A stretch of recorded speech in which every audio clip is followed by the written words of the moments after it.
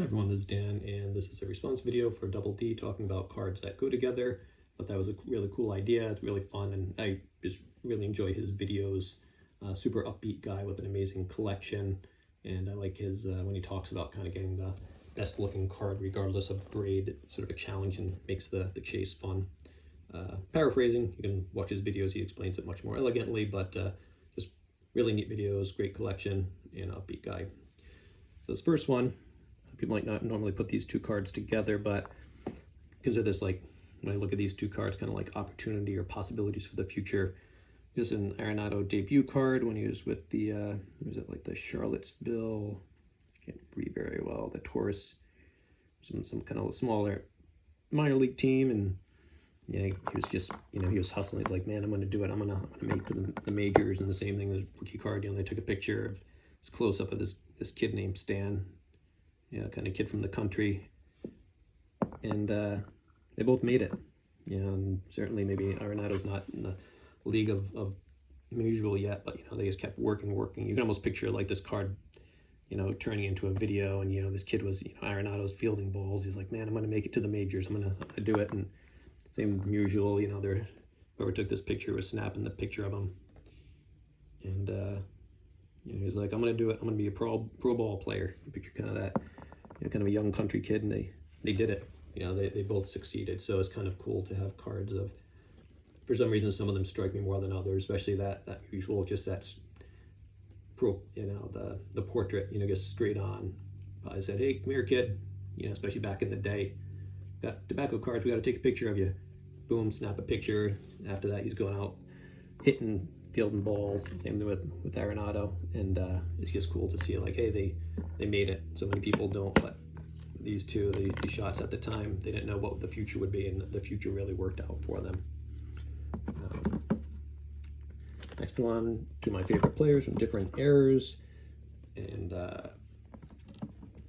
Betts and Robinson is two players that I really like, and I wouldn't say I worry, right? But that they're kind of both in the shadow. Robinson in the shadow of Mantle, and Betts to a degree in the shadow of Trout. So we'll see. I just enjoy watching them both play. Just well-rounded players. So good almost that they're underrated, which sounds kind of odd, but it becomes normal to just expect that they're going to do a great job. So again, there's the Betts and that Frank Robinson. Just two great players that are sometimes in the shadow of other great players, which makes it difficult.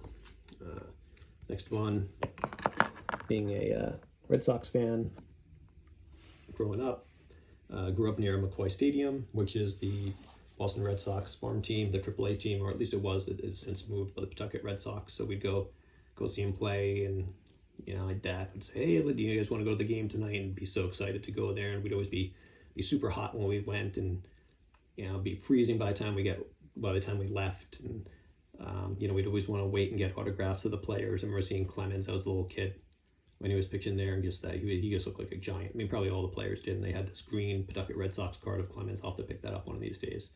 Just kind of a cool card.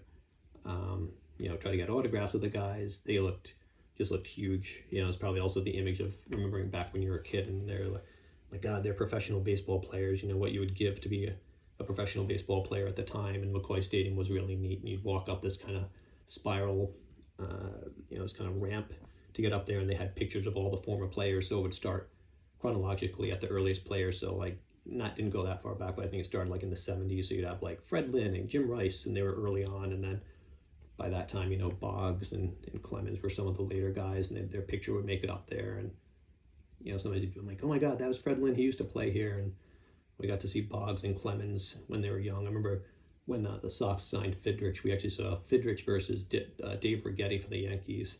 They pitched against each other. Fidrich was making a comeback, and Righetti, I think, had been injured. And that was just like a really cool game to see those guys play. So brings back some nice put those together as memories from when I was young of McCoy Stadium.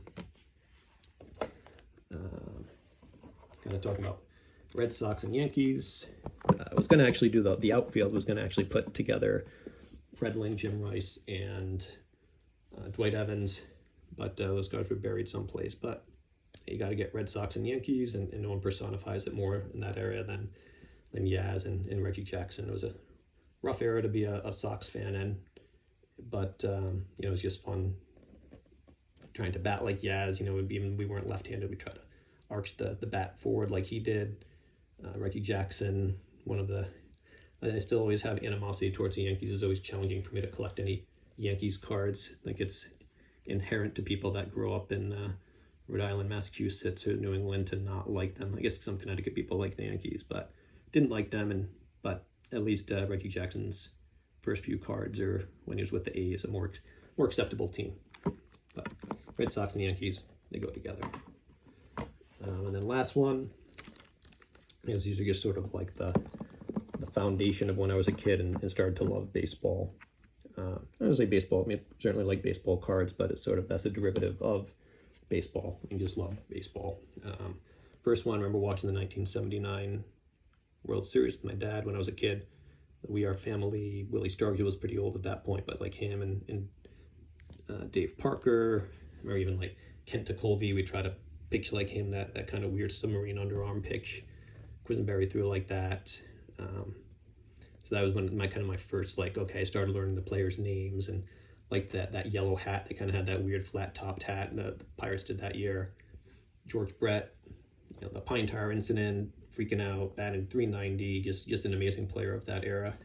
And of course, you can't have a video from Double B without adding Robin Yount in there, because I see he always has that Robin Yount shirt, which is a cool shirt. And whenever we batted, we tried to be like, hey, look, I'm Dwight Evans, or Yaz, or I wouldn't really do Carlton Fist, but players like that.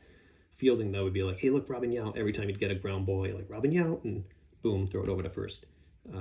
Or as a Red Sox guy, maybe Butch Hobson or Rick Burleson, but Yount was just amazing. And three of the kind of the players that were really in their prime right when I started watching, as well as like Mike Schmidt, and Pete Rose was pretty old, but still hitting, getting close to those 4,000 hits.